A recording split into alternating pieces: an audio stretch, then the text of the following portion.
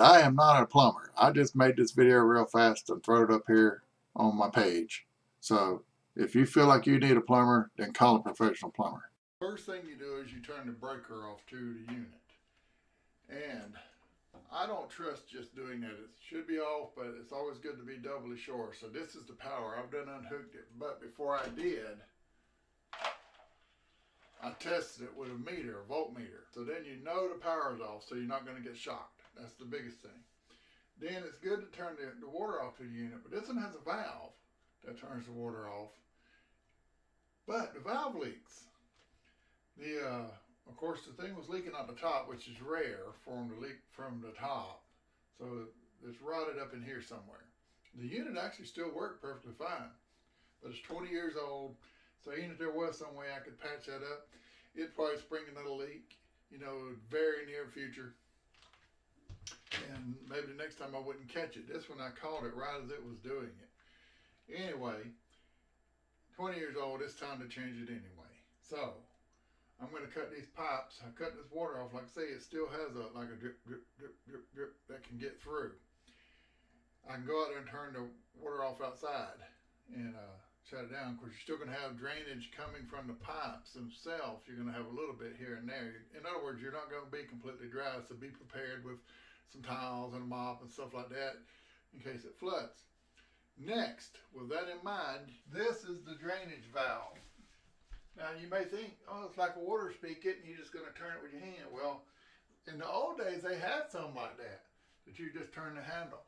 But probably some kid come in there and turn it, or somebody hit it with their foot or whatever and didn't realize they had bumped it, doing laundry or something. Like, they got a safety. And on this particular one, you can use a screwdriver in the center here and turn it, and that turns the valve on. You want to drain your tank. So you open that, but you open, officially they say go to the furthest hot point, like the furthest away spigot in your house or faucet, and turn it on.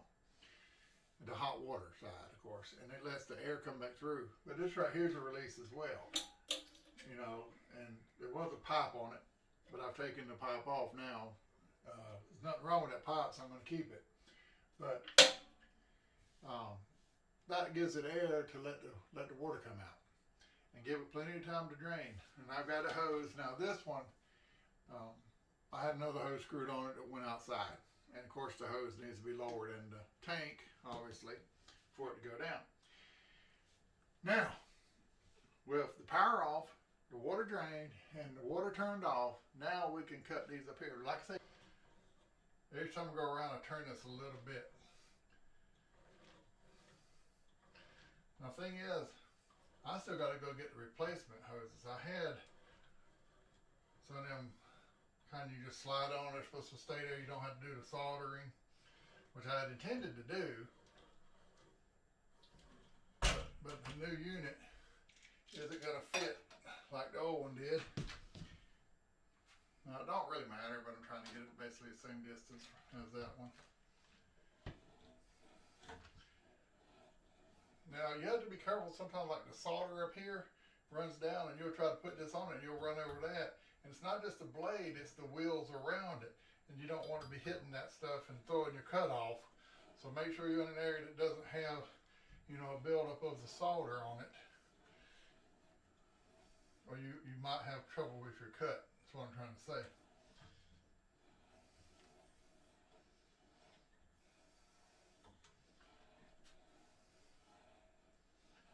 Yes, I can do it faster than this. Like I said, I just turn it just a tiny bit each time. I'll turn it just a little bit. Gives it a smoother cut. You cut too fast, you can damage your cut wheel, mar up the face of the pipe, sort of, which you can fix. But if you was doing this for a living, you'd have a better cutter than this, for one thing. Here it goes. All right. Now, here's the problem. You think, okay, they're all cut, they're ready to go. Yeah, but how am I going to get it over this lip of this thing down here? Well, two ways. I can take that off, but I want to use those little handles to grab on. So, I'm just going to try to slide it. Remember, it's lighter now because all the water's out of it. Hence the reason you want to take water out of it. Now, try something that I don't suggest you guys do, but I'm picking it up over it and moving it. Now, a lot of people won't have strength to do that, so you might want to get through some help. Now, I'm going to put this right in the middle so people don't just see half of it and then say, okay, I've got everything I need. So I'm putting it in the middle instead of end. Whenever you hook your new unit back up, before you turn that power on, make sure your heater, hot water heater, is full of water before you turn on, because if you don't, you'll burn your heating elements up in it first thing. You know, you can turn the faucet back on, the hot water faucet, and let it fill up until water comes out of that. Or you can even hit the valve at the top, but just turn the faucet on should be sufficient. If you're not sure, read up on it, check another video, so forth. But you want to make sure that tank is full. Otherwise, you'll burn your brand new unit up. Okay. So, I'll be cutting this off up here anyway, but I want to see what the height is here. It's 52¼ essentially. So what is this? Yeah, it's about 50½ to that. So, in other words, there's still some play to put it in there. But, you got to go over that side. So there's not as much play as we think. Again, I'm going to cut that off, but I am so curious on how it would lined up with that I'm wanting to try to do it without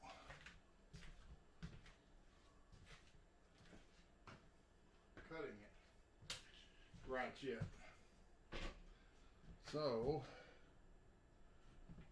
I don't have any kind of handle to hold it either on this one. So I would literally have to just brute force it in there. And that's, you know, I can pick it up. That's not the problem. It's that brute force part that's the problem. See, because it's got to go down that way to keep them hitting them.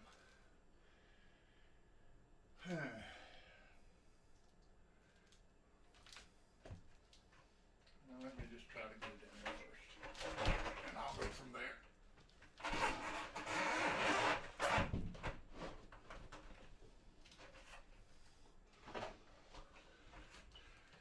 Okay, so it's in there.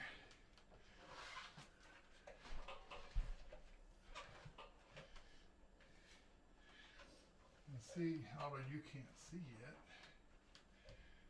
it's pushed this way some. Let's see here. Let me show you.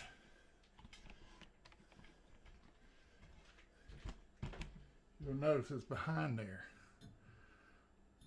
a little bit. Now, of course, you know, you can maneuver it a little bit.